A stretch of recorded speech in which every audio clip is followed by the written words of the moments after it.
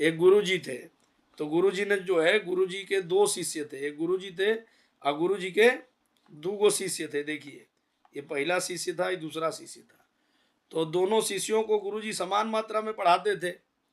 एक बार क्या हुआ कि दोनों शिष्यों जो है जा रहे थे अपने मामा के गांव। ये दोनों मिलके अपने मामा के गांव गए। तो मामा के गांव जब गए तो रास्ते में जो है एक स्वर शास्त्र जो होता है ज्योतिष का, कि आप पक्षियों का स्वर सुन के भी बता सकते हैं कि मैंने आने वाला समय आपका कैसा है ना।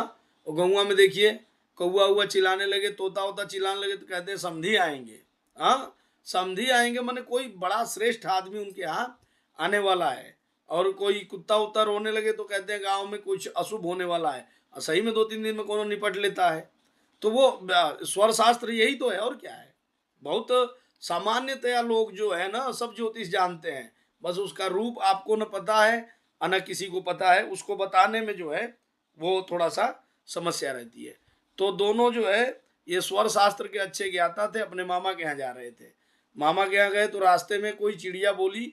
तो ये वाला 1 नंबर वाला जो चिलवा था वो बोला दूसरे वाले से कि सुनो, हम जा रहे हैं और सुबह सुबह निपट जाता है। भैया राहुल तुम संभल के रहो रे, तुम्हारी शादी करवानी अभी। तो हाँ, कल ही तुम्हारे लड्डू फूट रहे थे, आज तुम अष्टम भाव में आते ही मृत्यु की बात करने लगे। हाँ, तो अब जो है ये एक चेला अपने दूसरे वाले से बोला कि हम लोग जा रहे हैं जहाँ पर वहाँ खीर मिलेगी, है ना, खीर मिलेगी खाने के लिए। तो दूसरा वाला चेला बोला कि बेटा खीर तो मिलेगी, गणित तुम्हारी बिल्कुल सही है, लेकिन खीर खट्टी मिलेगी, है ना। तो खीर तो खट्टी होती ही नहीं है। हाँ, तब बोले कि क्या होगा। तो दोनों गए और जा करके जैसे ही नानी के यहाँ पहुँचे तो नानी बोली कि देखो तुम लोगों के लिए ना बढ़िया खीर बनाने के लिए दूध तो रखे थे, लेकिन रात में पता नहीं उसमें कौन सा सूरा जेवन मिला दिया, तो अब तुम दही चूड़ा खा लो। तो खीर मिली ना, लेकिन खट्टी मिली, दही चूड़ा खा लिए लपक के। अब दोनों लपक के खा तो लिए दही चूड़ा, लेकिन एक चेले के दिमाग में जो था वो पच नहीं रहा था कि दही चूड़ा मिल गया, खट्टी खीर बोला तो था बेटा, और गुरुजी कहे थे कि खीर मिलेगी, तो अब क्या करें। गुरुजी ने इसका मतलब हमारे साथ धोखा कर दिया। तो गुरुजी जो है एक चेलवा को अधिक पढ़ाते हैं, दूसरे वाले को कम पढ़ाते हैं। आया और सीधे बोरिया बिस्तर फेंक दिया। गुरुजी से बोला गुरुजी धोखा करते हैं आप बताइए, इस चेले को पढ़ाते हैं, हमें नहीं पढ़ाते हैं। बोले कैसे। तो बोले कि भाई वहाँ पर खीर आपने कहा था होगा।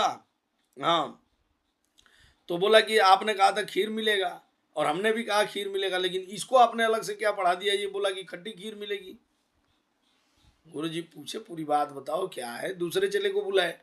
हाँ, गुरुजी थोड़ी उसके जैसे तड़ाक भड़ाक रहते हैं, गुरुजी तो धैर्यशाली रहते हैं ना, आराम से सारी बात को सुनेंगे समझेंगे उसके बाद कुछ बताएंगे। तो दूसरा चेला को बुलाए कि भैया क्या कारण है बताओ, तुमको कैसे पता चला खट्टी खीर मिलेगी।